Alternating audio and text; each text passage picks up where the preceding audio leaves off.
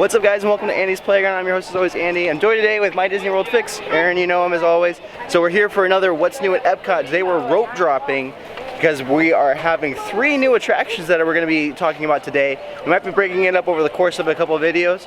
We'll have to see. But there's going to be a lot of new stuff here coming towards Epcot, but we're going to focus first on those main attractions, and then we'll be talking about everything else that's coming here to Epcot that's completely new. Our first step is Awesome Planet, where it looks like we're going to be part of the first people to see this movie. This is really exciting. So they definitely like ripped out all the Ghirardelli stuff that was in here from Food and Wine. It looks really good. It just looks like the carpet. Yeah, the carpet looks different too. I mean, honestly, I'm genuinely excited to see this. Let's get a little bit closer. So I'm not sure what all we can film in here, just because I don't want to make sure we're doing everything in here, but Just can't remember whether I want to go ask them. right, we can actually go ask them really quick just to see what all we can film. If we can't film anything, we'll just give our recap at the end of this. Alright, doors have opened. We don't allow any video recording of the film, but we're just going to show you what all we can see. Looks like they have a wheelchair accessible area right over there. We're going down some flight of stairs. Wow. So it's a good full-size theater here. It's just the Circle of Life Theater. I've never been in here. That's super cool. Alright, we're sitting front row. We'll catch up with you guys afterwards and see what happens. So after you exit, you're given this really cool little poster right here. Thank you so much. You're welcome. Have a great day. Thank you. That's awesome. No, oh gosh. That's going to be fun to keep safe all day. Yeah, would you say it's awesome? I'm gonna say that's probably because we were a part of the first show. Yeah. But yeah. I'm definitely happy we did that. That was a really good film. Yeah, what are your first thoughts on it? My first thoughts, it was really fun. The videography was just downright gorgeous. Yeah. And the narration, you know, not to spoil it, but he really goes through as he's a real estate salesman trying to sell you Earth. And it's an interesting narration. I found myself kind of cringe at times, but also like other times this is an awesome narration.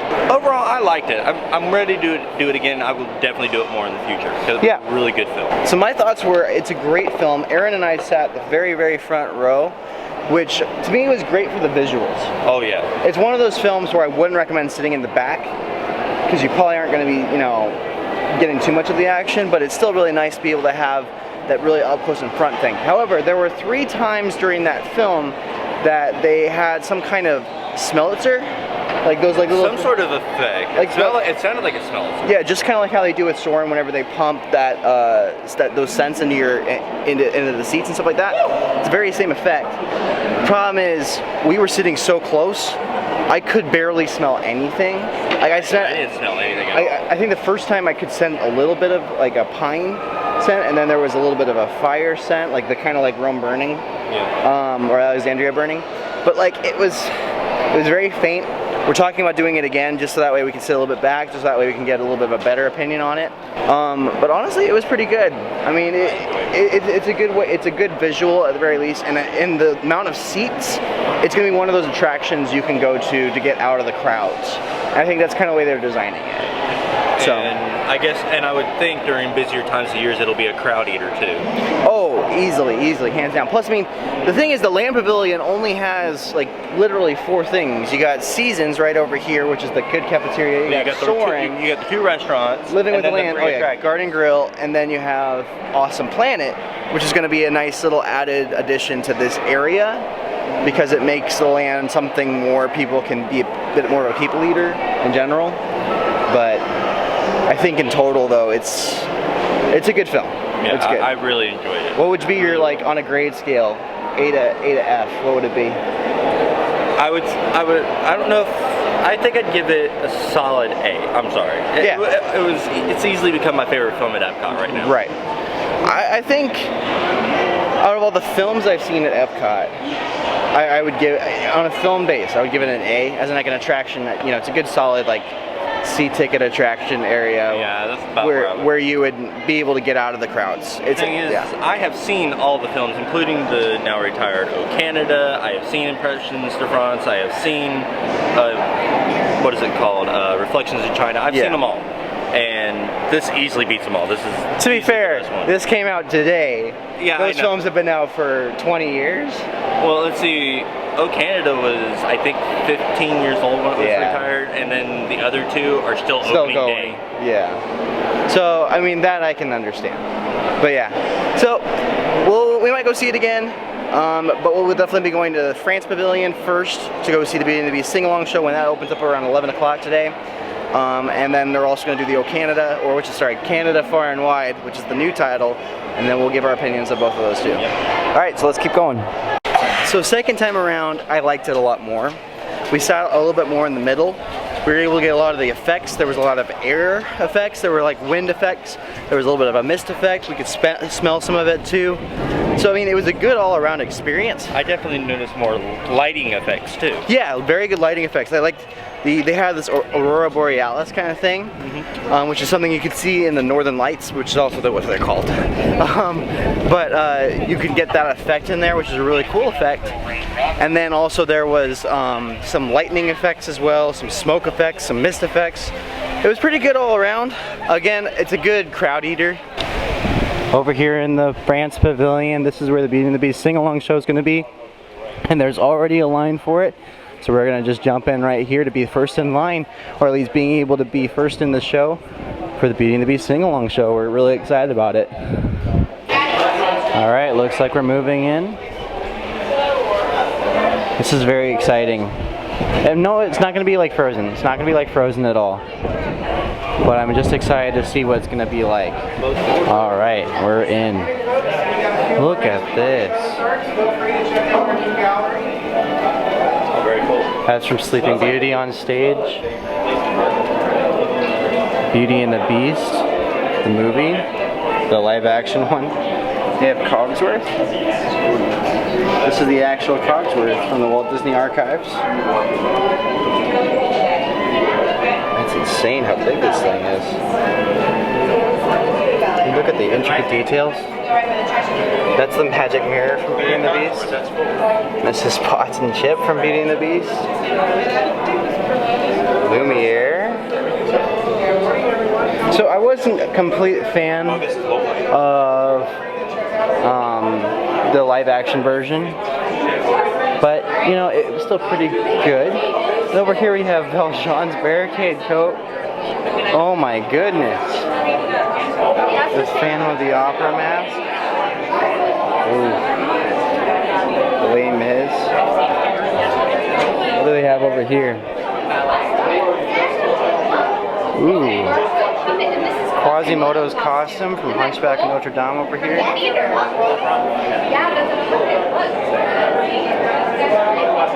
Cinderella movies.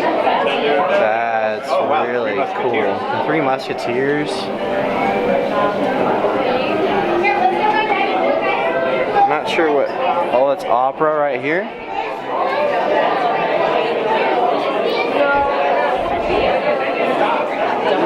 They have just some French things over here. And over here is where the doors are going to open. We're very, very excited. Alright guys, we're heading on in. I can't film any of it as you guys heard, but I will be telling you guys all about it once we're done. Now we're outside, I can get a better look at it. So it's got Beauty and the Beast sing-along, Tale as Old as Time, and there's LeFou shining the spotlight on Belle and the Beast. So, what were your thoughts? Okay, it was fun to hear the songs again, and the sing-along itself, when you're singing along with the songs, it's really fun. I do kind of feel like they cut the songs a little short at times, though, because I guess they do have to cut it down. It can't be like Frozen, where they can go through some of the songs in their entirety. Right. But the story with LeFou, I'm just going to be brutally honest, it felt kind of forced. Well, that was kind of the point. It did feel kind of forced in that aspect. However, I'm going to disagree with you. But overall, I like it. So I'm a diehard fan of Beauty and the Beast. It's my favorite Disney animated movie. I love that. I love that it's definitely a twist. And the fact that they got Angela Lansbury though back to narrate it was really, really awesome. It was a nice little touch. That's an awesome touch. Yeah, but I really liked it. I thought the songs were good. I definitely think they did cut it short, but I mean, I'm a diehard fan. I'm going to sing the whole song, so I mean, it makes sense. But it was a nice little twist in how they were able to get all the songs in there that they needed to. I obviously knew they were going to do Human Again, but it was a nice little, just a nice little touch. I really like I think it's a great addition. I think it's probably my favorite one so far. It complements the area perfectly. I think it's a great way to introduce Beauty and the Beast into this area. Overall, I think it's an amazing, amazing show. Go see this one. This was my favorite one so far. It's probably going to be my favorite of the day. But honestly, I loved it. I can't wait. I'm going to probably go do it again today just because I really, really liked it. But until next time, I'll see you guys on the next area where we're going to go check out Canada next for Canada Far and Wide. Not Oh Canada, Canada Far and Wide. I'm really excited about that one, so we're going to go to that one next. But I'm excited. Today's been an awesome day. So while Aaron and I were walking, we did have a little bit more negative things to say, a little bit, I guess, about the Beauty and the Beast sing-along show. So Aaron was going to talk about his biggest disappointment first. Okay, so I've sat on the film a little more, and I think I truly did enjoy it, despite my little nitpicks. But if I do have to point out my single biggest disappointment, is that, you know, that film is, that theater is built for Impressions de France, which is, you know, the semicircle of a film, and they only filled the 16:9 ratio of that for the new film. Right. I wish they had extended that a little more. Yeah, no, and that was my biggest nitpick too. I was kind of half expecting, because when they opened with the song Belle, you know, I was thinking, okay, it's just gonna be a very, very small little, you know, thing, and then for when they get to Be Our Guest, it's just gonna go crazy. It's gonna go like way open up. But they didn't do that, and so I was a little bit disappointed in that. It just stayed in that 16:9 ratio. It just stayed right there. But honestly, you know, if that's my biggest nitpick on it, then I'm okay with that. Yeah. But right now we're heading on our way to Canada. We're actually in Canada now, and so we're going to be trying to see the new Canada Far and Wide film. But I'm most excited for this new walking trail that's right here. Good timing. We're heading here right now. And I'm excited to see this waterfall for probably the first or second time in my life. Yeah, it's been a while. As we're coming around the corner, here's the giant waterfall.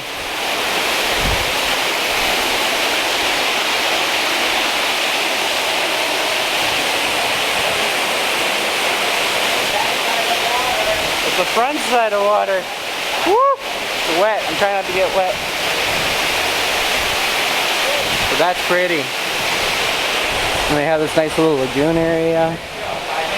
Next show will be in 5 minutes. Excited to check it out. And it is full. That's going to be another full one. So we're moving on into the theater right here.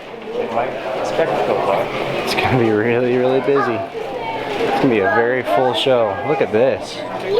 Wow.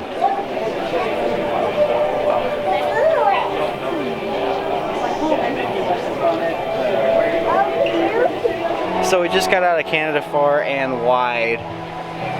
Let's start with you. What's your opinions? Full disclosure, of the country films, China, France, and Canada, Oh Canada was my favorite, so I was holding it against that standard. So full disclosure, Oh Canada was better. I'm just going to say it. I did love that they kept Canada, My Canada, the end song. So that was awesome, but the film itself, it felt like a school special that you would watch in a geography class, rather than someone telling you how much they love their country. So with Martin Short and Oh Canada, you could really feel his love for his country, as he was talking about it. And then it topped off with Canada, My Canada, and it was just a great film. Even I felt patriotism for a country I'm not even a citizen of. And I did not feel that with Canada Far and Wide. So in my opinion, Oh Canada was way better. I'll say one thing about this first, on the negative side. It felt, so they have, Canada is a huge country. It is huge. And they have, what was it, 5 territories or 5 regions? Yeah. That they were talking about.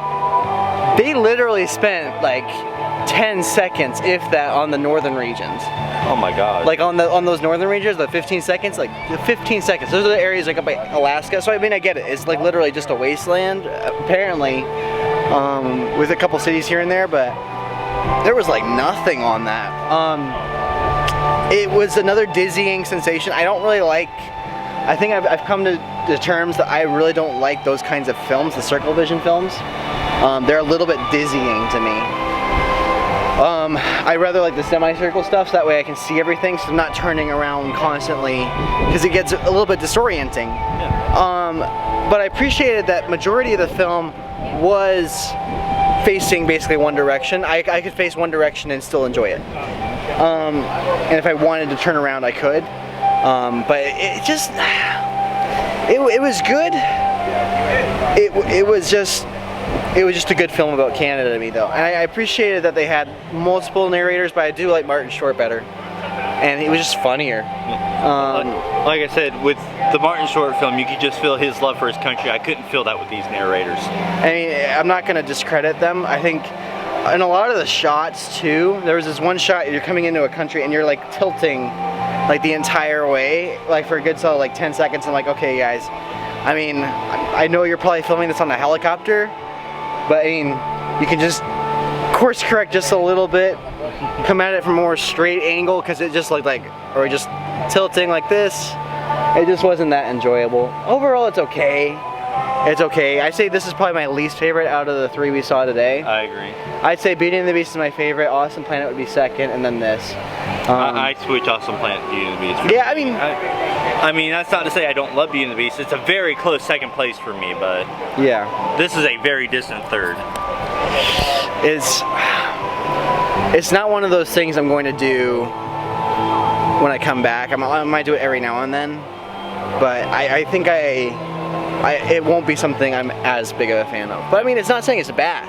Yeah, for me, when it was O Canada was something that I had to do every time I was in World Showcase, because it was an essential part of the experience for me. This I could skip, because it really does feel like a school special to me, instead of someone telling you about the country they love. Yeah. Well, I really appreciate you guys for joining us on all the 3 new things that came here to Epcot attraction-wise. We're going to go looking around at all the Festival of the Arts stuff, and we're also going to see all the new construction updates, especially doing our monorail tours of the entire area. So we still got a full day ahead of us, so please just stay tuned in for the next stuff, and hopefully we'll see you in the next video. But until next time, I'll see you real soon.